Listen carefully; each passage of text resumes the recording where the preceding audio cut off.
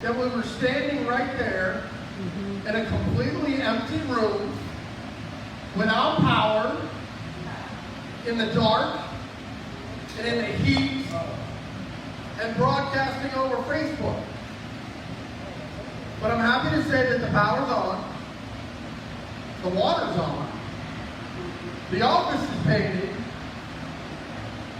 the half walls that were up here are down, the TVs are set up, there are lights, there's a drum kit, and a temporary sound system.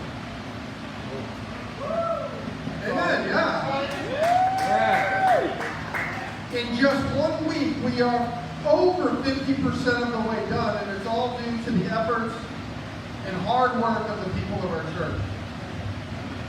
And I don't want to try and name everybody that's helped us, because inevitably I'll forget somebody. And I don't want to do that. Because we genuinely appreciate every single person's effort and what they brought to the table this week. However, I do want to take just a second to thank Bobby, especially for all the work that he put in this week. You know, in addition to his Monday through Friday job at Advent Health, he's been killing himself trying to get as much done as we can. We love you, brother. Thank you. And I don't know if you noticed, but somebody does not want us meeting tonight. There was a high-speed car chase in the middle of Daytona with cop cars flipped over. My motorcycle broke down today. The TVs, one of the TVs broke. The AC doesn't work. It's almost as if there's somebody that doesn't want us here. Too bad. Yeah. And you know what? We're still here. That's right. Amen. So here we go. We've been in this series now for 8 weeks. And although we could talk about much more in this series, I think it's time to wrap it up. And so tonight, we're going to be in the last teaching from this series. And if you're just now joining us tonight, we've been talking about what we've called blind spots. Blind spots. And if you're just now joining us tonight, you have to understand what a blind spot is. We've defined a blind spot as an area where a person's view is obstructed by something. Usually when we talk about blind spots, we're talking about them in the reference of driving. As in, when I look in my when I look in my mirror, next slide out, when I look in my mirror, or I look behind me driving, I can't see what's there because it's in my blind spot. You with me? Pretty basic stuff. If you don't know what a blind spot is, you probably should go back to driver's ed. But as we've talked about blind spots in this series, it hasn't been about driving. It's been about the blind spots of the obstructions we have to see the things that are going on in our lives. Meaning that we don't see the whole picture of what's going on in our lives because our view is obstructed by something. You with me? And over the past 7 weeks, next slide, over the past 7 weeks, we've talked about the blind spots of pride. Bless you. We've talked about the blind spots of money. How our past can be a blind spot, get in our way of seeing what's going on. We've talked about the blind spot of fear. And then we talked about the blind spot of judging others. Next slide. Then last week, we talked about the blind spot of hate. And in light of what's going on in our country, right now, I think this is very, very relevant. You know, tonight, when I know why I was supposed to be up in Rossmeyer, I met a guy up there, he's a club guy, and he's doing the fourth quarter. And he was a black guy, and he looked at me and he said, "Hey, what do you think what's going on in our country right now?"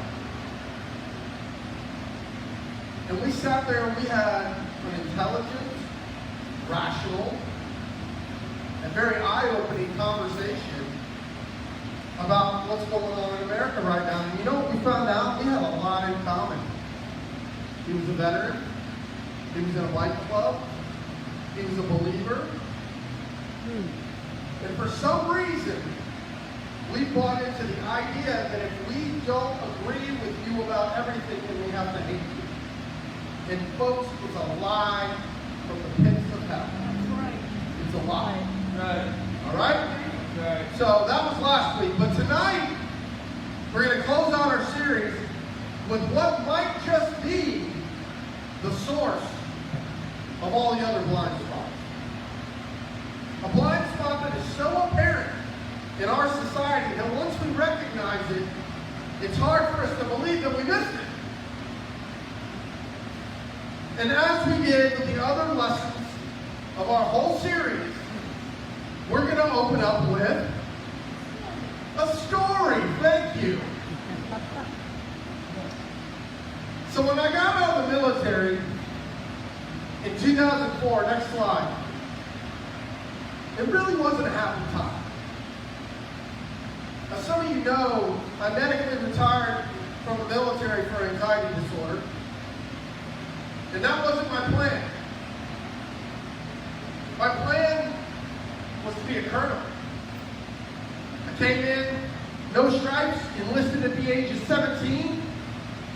10 years later, I got my commission as an officer and I was on my way. But you know what I found out? That was my plan. And that wasn't God's plan. But it wasn't a happy time. The year before had been incredibly stressful, to say the least.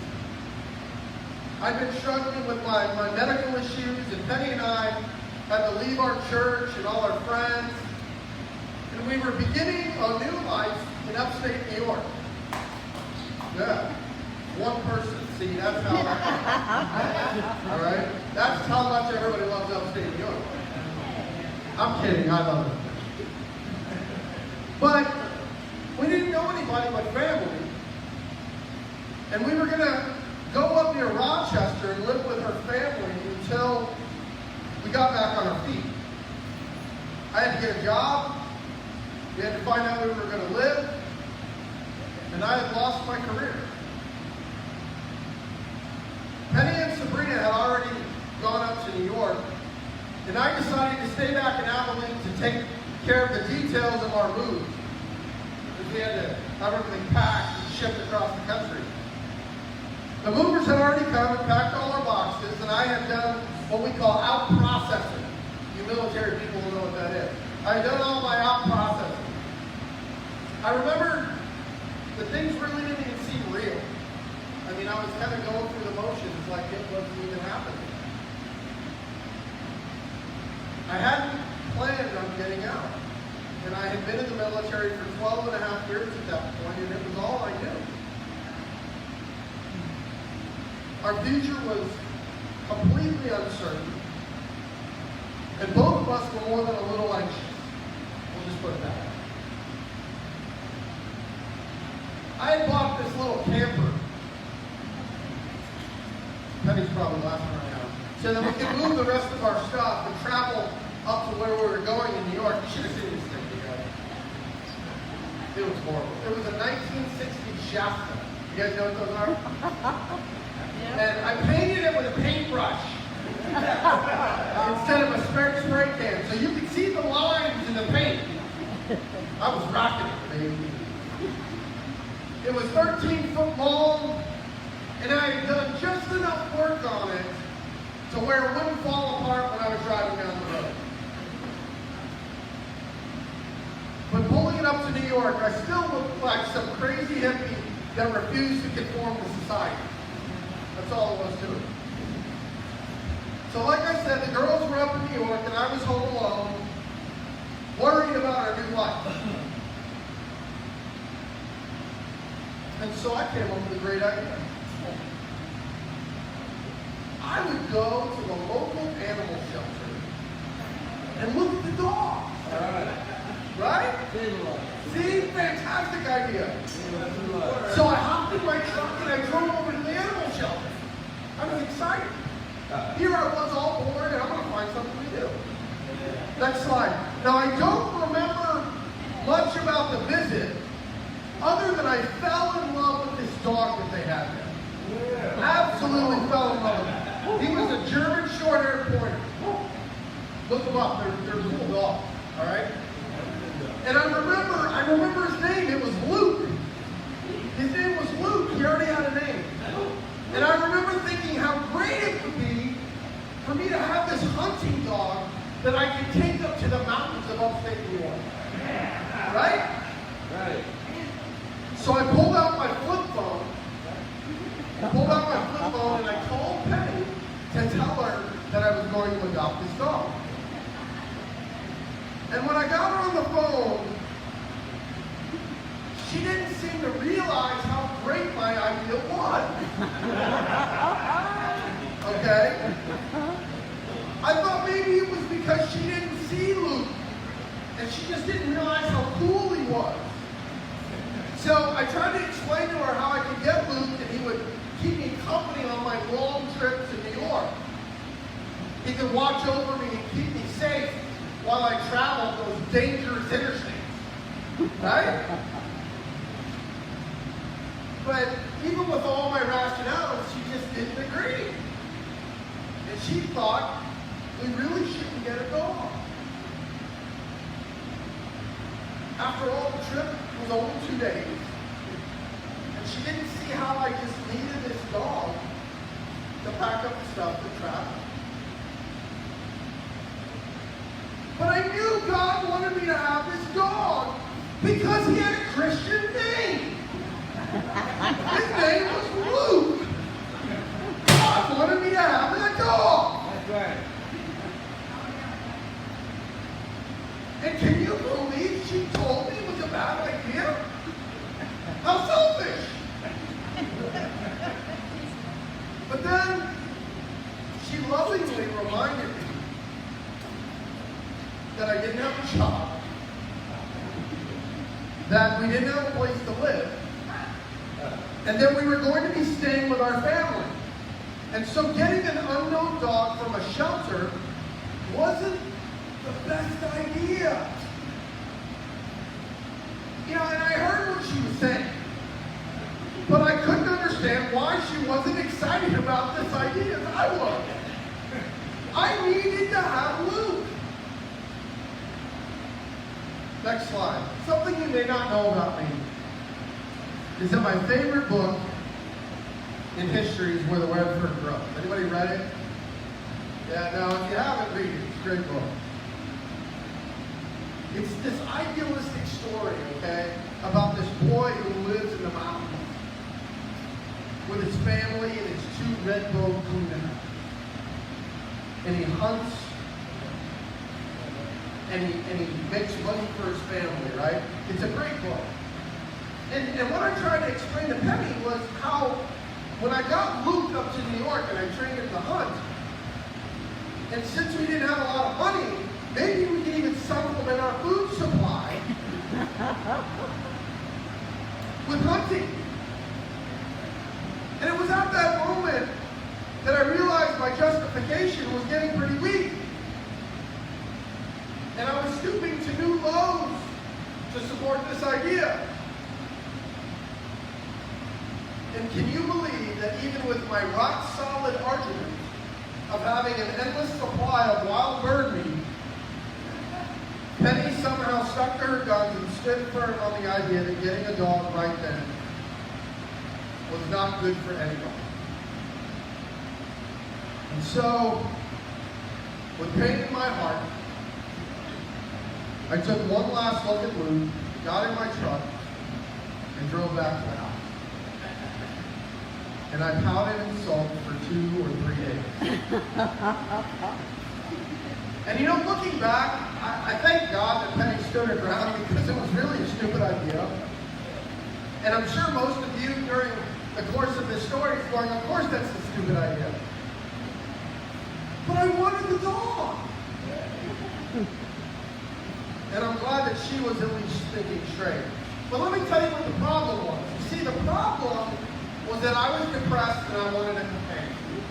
Right? I was lonely and I really liked that dog, and I didn't care what the consequences were at the time. I wanted what I wanted. And nobody's going to be able to justify to me that it was a bad idea. I didn't care how it made you feel. I don't care how much it costs.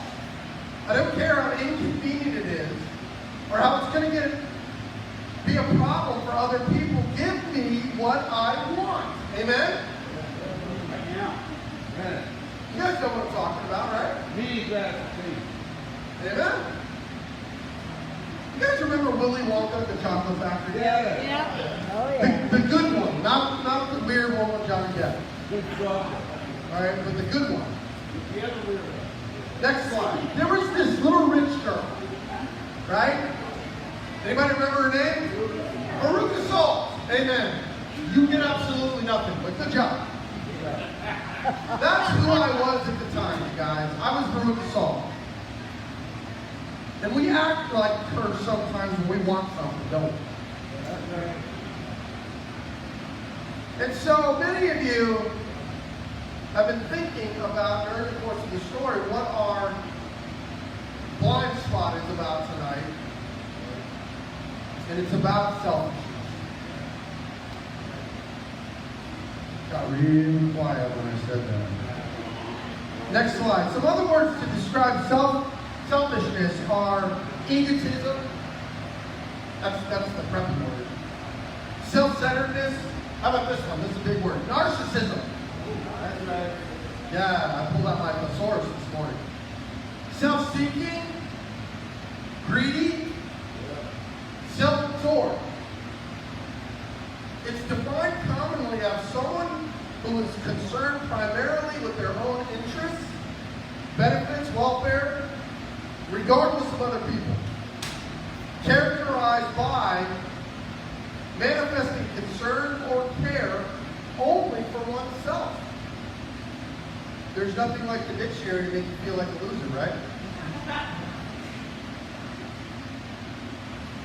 And I'm sure you can already imagine that the Bible has a lot to say about selfishness. Philippians, next slide. Philippians 2:3-4 says this. Don't be selfish. You know, I hear people all the time tell me how hard the Bible is to understand.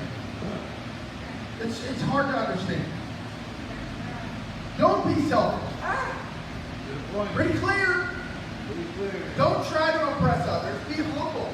Thinking of others is better than yourself. Ooh, you don't like that. Don't look out only for your own interests, but take an interest in others too. Next slide. James 3:15-16 says this. For jealousy and selfishness, there's that word again, are not God's kind of wisdom. Such things are earthly, unspiritual, and demonic. For wherever there is jealousy and selfish ambition, there you will find disorder and evil of every kind. Isn't that true? Let's look around our world right now.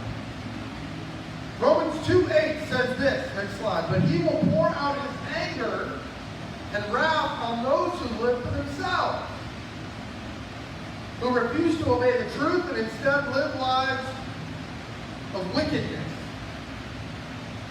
Yeah, the Bible's really hard to understand, isn't it? Tough. I'd say that's pretty clear, wouldn't you?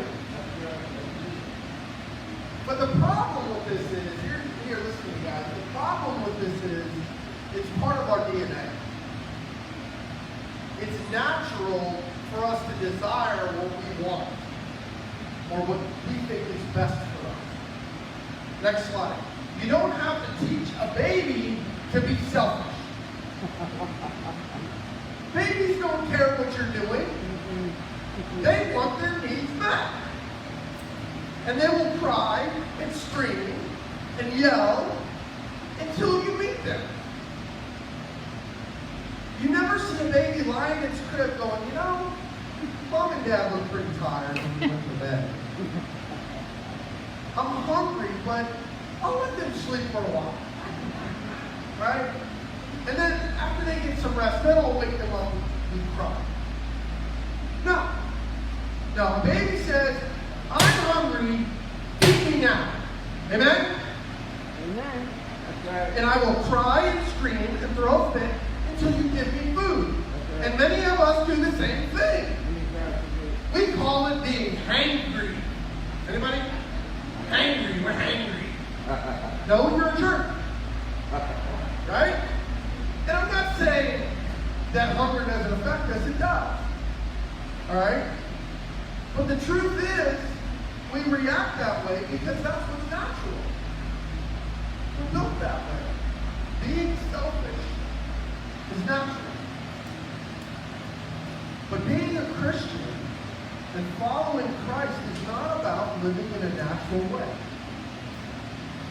It's about taking on the characteristics of Jesus and becoming supernatural in some ways. Amen? You know what's interesting about selfishness? We recognize it very quickly in other people. But we can't see it in ourselves. It's amazing. Can you believe how selfish that girl is? She's ridiculous. I can never be that way. Where did you say you want to go? I don't want to go there. Right? We can be selfish while we're judging the selfishness of other people. That's talent, folks. It's incredible. Selfishness is easy to spot in other people. And it's very unattractive. Amen? What's amazing is that we clearly see this. Yet it's still a huge blind spot for a lot of us. Listen to what it says in Luke. Luke. Did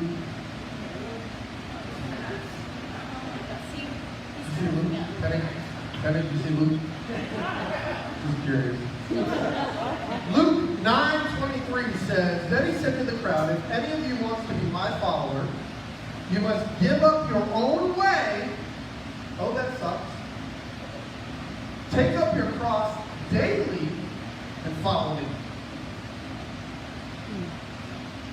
Folks, walking the walk as a believer in Jesus Christ means that we give up our own way each and every day.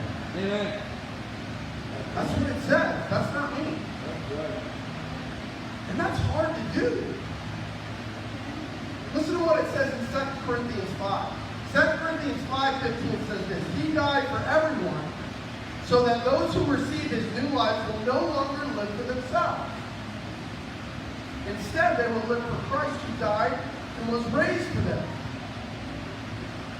That'll wake you up. He died and was sacrificed so that we would be released from the power of sin, and especially our sinful desires to live for ourselves. But what we do instead is we choose to deny the power of the Holy Spirit, and we do whatever we want to do. Right? Right. Yeah, I know I should do that, but I don't want to do that. If we think about it, many of our sins are actually rooted in selfishness. But you know, that shouldn't really be a surprise to anybody in here because we live in a self-serving, selfish world.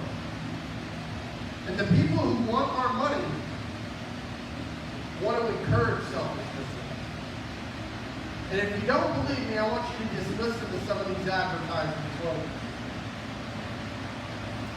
Wayne, you deserve a breakthrough. How about this one? Just do it.